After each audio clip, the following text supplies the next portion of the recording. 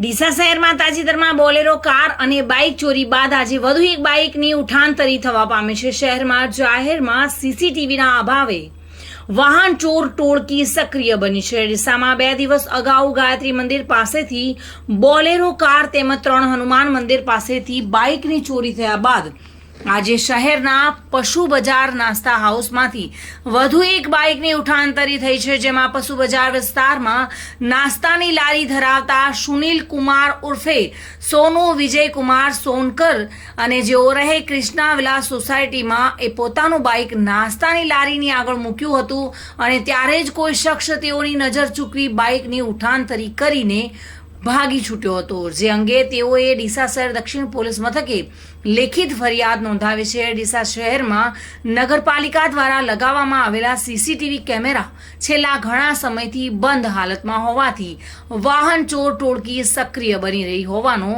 મત શહેરીજનોમાં પ્રવર્તી રહ્યો છે। ચિરાગ શ્રીમાળી સાથે bureau report, today Gujarati news.